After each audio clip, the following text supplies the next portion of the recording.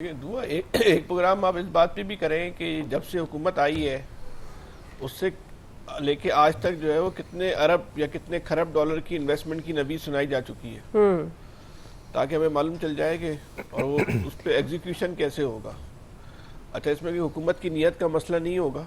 फैसल की ऑडियो बढ़ा दीजिएगा जरा, ऑडियो लेवल लेकिन जी जी फैसल। लेकिन ये जो MOU साइन होते हैं या ये यकीन दहानियाँ होती हैं, ये कागज से बाहर क्यों नहीं आती हैं? ये एक तहकीकी एक सवाल भी है रिसर्च बेस्ड के भाई तहकीक होनी, जब सिर्फ एक साल का उठा लें हम, लेकिन हम अब तक कितने पैसे पाकिस्तान में जो है वो फॉरेन इन्वेस्टमेंट के लग चुके हैं इतने दावों के साथ। हमें तो अब तक कोई 1 रुपया जो है वो नज़र नहीं आता।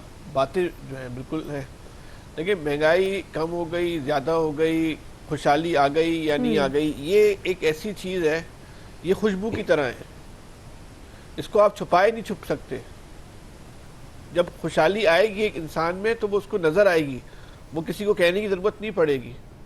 लेकिन आप हमारा आपके पास तो इसको चेक करने के ना एक नहीं दर्जनों टेस्टर हैं। चेक कर लें कि हमारे आपके घर का बजट जो है वो कम हो गया, हमारे आपकी जो माहाना आमदनी थी उसमें इजाफा हो गया, या फिर जो टैक्सेस हम देते थे उस टैक्सेस की शरह जो हमें ये कहा गया था कि वक्त का जबर है, हालात ऐसे है, इसलिए तनख्वाहदार आदमी पे इजाफी बोझ डालना पड़ रहा है।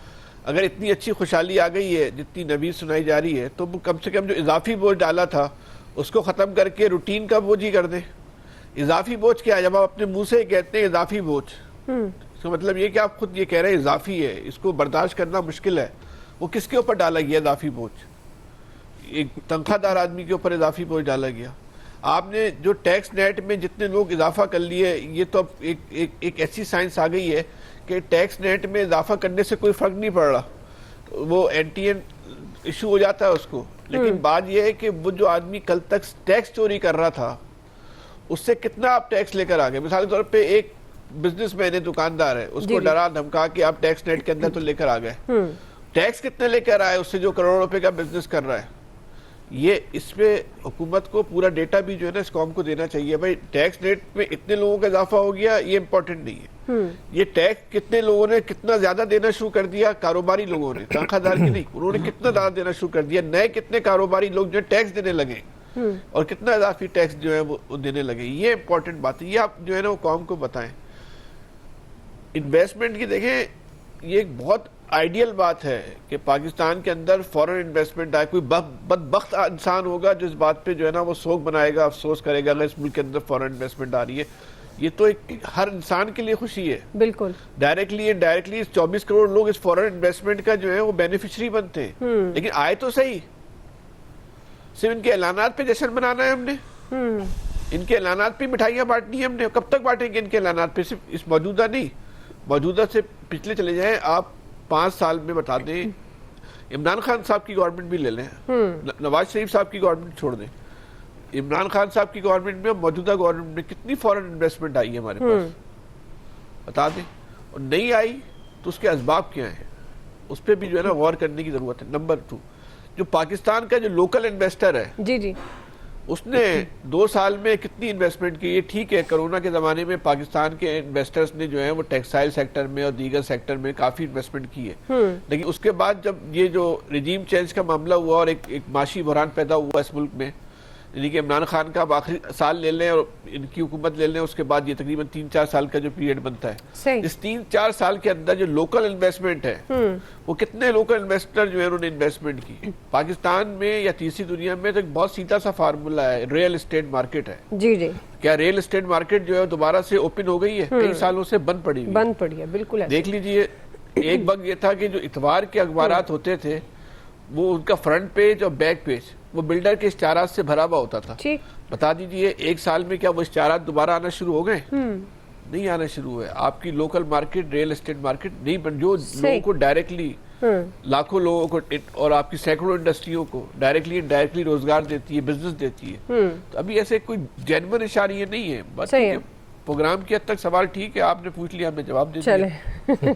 बहुत शुक्रिया फैसल साहब, जवाब देने का शुक्रिया। इलियास साहब, जी जी, इसीलिए मैं शुक्रिया इलियास साहब। देखिए आप, वरना वो कह सकते थे, मैं इसका जवाब नहीं देना चाहता। देखिए आप कह रहे हैं कि इकोनॉमी ठीक होगी, बिल्कुल इस वक्त सब इस पर खुशियां मना रहे हैं अपना, कि तालियां बजा रही कि इकॉनमी ठीक हो गई, तो इकॉनमी ठीक हुई, उसके असरात देख लें, असरात उस वक्त तक नहीं आएंगे जब तक आप इकॉनमी आपकी जिसको कह रहे हैं कि सही मानों में अपने पाँव पर नहीं खड़ी होगी, यानी कि आपकी ग्रोथ होगी, आपकी इंडस्ट्री लगेगी, आपको रोज़गार लोगों को मिलेगी, आपकी परचेजिंग पावर बढ़ेगी। अब जब आपकी इकॉनमी इसी तरह है कि बाहर से डोनेशन यानी कि लोन लेके चला रहे हैं आपकी रिमिटेंस नहीं बढ़ रही, डोनेशन भी सही है, वो क्या कहते हैं बाहर से आपके कहते हैं आप अपनी रिजर्व जिस तरह बिल्ड किए हुए हैं, जिस तरह इसको कह सकते हैं कि मेकअप किया हुआ है इस वक्त दिखा रहे हैं कि जी मेकअप करने के बाद जी इकॉनमी ठीक है, लेकिन इकॉनमी के रिजल्ट ये नहीं कि वो रुक गई ये चीज़ें वगैरह, लेकिन इस चीज़ को तो मेंटेन करना पड़ेगा, इसको इकॉनमी को चलाना पड़ेगा। इकॉनमी का पहिया जब चले लोगों को रोज़गार मिले, लोगों की ग्रोथ बढ़े, आपकी इकॉनमी का साइज़ जो बढ़े, जो श्रिंक हुआ था उसका आपकी एक्सपोर्ट्स बढ़ें, उन चीज़ों पर भी काम करना पड़ेगा। आप उन चीज़ों पर काम करेंगे तब जाके फ़ायदा होगा। ये तो नहीं है कि लेकिन आपने इतने टैक्स की भरमार लगा दी कि आपके लोग इधर से लोग भी भाग गए बाहर, जो ब्रेन था जो आपका जो लोग थे वो भी चले गए, पिछले साल भी 8 लाख चले गए, अब भी चले गए 7.5-8 लाख चले, फिर इसके बाद लोग जो कैपिटल फ्लाई हुआ जी जी, फिर वो जो चीज़ें हैं ये चीज़ें अच्छी हैं कि आपने स्मगलिंग रोकी, आपने अपने डॉलर को स्टेबल किया, वो इस तरह के इकदाम मज़ीद जो है इसके लिए इकदाम करने पड़ेंगे कि इकॉनमी एकदम नहीं स्टेबल इस तरह जिस तरह कह रहे हैं कि जी होगी, इसको स्टेबल करने के लिए आपको रिमिटेंस वगैरह आपको अपनी पॉलिसीज़ को देखना पड़ेगा कि किधर देखें। आपने इंटरेस्ट रेट को कम किया, आपके देखिए लोगों ने जो है सरमाया नई इन्वेस्टमेंट आएगी, लोग काम करेंगे, आप देखें जो टैक्स रेशो है उसको कम करें, इस चीज़ों को उन सेक्टर्स को भी लेके आएँ जो बाहर जो है इस टैक्स नेट में नहीं है, वो ये इसी तरह के टैक्स नेट में वो टैक्स गुजार बढ़ा लिए जो कि टैक्स दे ही नहीं सकते। एक दुकानदार को पकड़ लिया, वो लोग कहाँ से टैक्स देंगे? यहाँ तो सुबह लोग उठते हैं तो सब टैक्स देना शुरू कर देते हैं, पानी इस्तेमाल करेंगे तब टैक्स देंगे, टूथपेस्ट इस्तेमाल करें तब, दूध इस्तेमाल करें तब, हर चीज़ पेट्रोल इस्तेमाल करें तब टैक्स देते हैं। इनडायरेक्टली टैक्स इतने हैं कि वो हर बंदा रोज़ इतने टैक्स देते कि 100 रुपये में से 40-50 रुपये तो टैक्स ही दे के जान छुड़ा रहा हो। तो इस तरह मसला ये है कि इन चीज़ों को दूसरा करना पड़ेगा, चेंज करना पड़ेगा अपनी इस पॉलिसी की, इकॉनमी अपने पाँव पर खड़ा। वो सही कहते हैं नवीद साहब, जब हीट अप होगी वो दोबारा सारी सिचुएशन ख़राब हो जाएगी, तो इस सिचुएशन को मेंटेन करना पड़ेगा और इस पर ये करना पड़ेगा कि बजाय हम दूसरों के रिजर्व अपने रिजर्व खुद मेंटेन करें। ठीक ठीक, बिल्कुल जी, आपको पॉइंट नाज़रीन ब्रेक ले रहे हैं जी, ब्रेक से हम वापस आएंगे। दूसरा सवाल, कराची में हैवी ट्रैफिक आवाम के लिए जानलेवा साबित होने लगी, शहर कायद में ट्रैफिक के बढ़ते हादसात की वजह क्या है? हम सवाल उठाएंगे कि गवर्नमेंट की अदम तोजही है या इंतज़ामी नाकामी इसको कहना चाहिए। राय लेते हैं ब्रेक के बाद। वेलकम बैक नाज़रीन। कारकर्दगी की बुनियाद पर सिंध हुकूमत और पंजाब के साथ मुकाबला भी जारी है, मगर अगर शहर कायद की अगर बात करें तो कराची में हैवी ट्रैफिक और डंपर ने शहरियों का जीना मुश्किल कर दिया है। हालिया दिनों में बहुत सारे हादसात हुए जिसमें 100 से ज़ायद शहरी भी जाँ बहक हुए, जबकि बाज़ मकामात पर शहरियों की जानिब से वाटर टैंकर और डंपर जलाने के वाक़यात भी सामने आए।